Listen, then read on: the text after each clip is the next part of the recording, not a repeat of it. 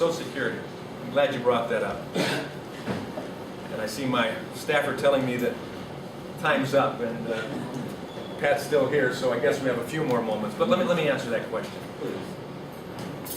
The other side is saying, and almost $1.5 million of advertising has been done in the last 4 weeks, saying that I want to destroy Social Security.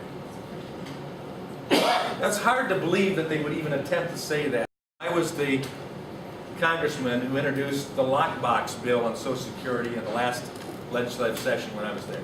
Another bill that sat in committee with Speaker Pelosi unwilling to even take it up for hearing. A lockbox that said, we're going to keep our promise on Social Security. We're going to secure the contract. It's not going to be a slush fund for politicians that are undisciplined. It's not going to be a box with IOUs in it now, which it is. It's IOU. My 95-year-old mother still gets a Social Security check. 2 years I'll be 62 and able to receive Social Security if I choose at that point as well. But I talk to multitudes of younger workers right now who don't even think that Social Security is going to be there for them. And why shouldn't they? Because their Congress, their elected officials have robbed it for all sorts of wonderful reasons. Well, I want to put a lockbox around it and make it secure. Keep the promise. Secure the contract. And then, in years to come, let's look at other alternatives for younger workers, maybe not even out of high school yet, to be able to make a decision. Do I go with Social Security and take my risk with that? Because it is a risk. Or do I take an alternative, government approved, yes, certified, to manage my own funds for the future? And in most cases do a lot better. That could be their choice.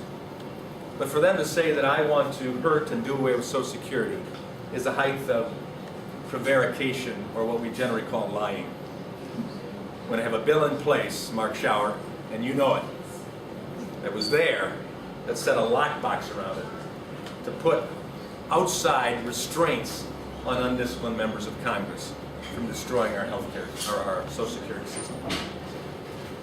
Yes, ma'am. I really appreciate your viewpoints, and I was wondering what your opinion of Rick Snyder's stance on abortion and stem cells. I don't know fully his position. I know my position. I'm pro-life. I believe in life from conception to natural death. We protected under our Bill of Rights and our Constitution. And I'll stand there.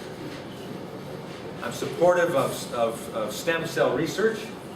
I'm not supportive of embryonic stem cell research for two reasons. Economically, it's the wrong way to go. It's produced no cures, no indicators for cures. It's produced tumors. And that's why private sector research doesn't go that direction. They're not wasting money on that. They're putting their money on adult stem cells. They're putting their money on umbilical cord stem cells. They're putting their money on new stem cells that can be taken from skin cells. And they're finding cures.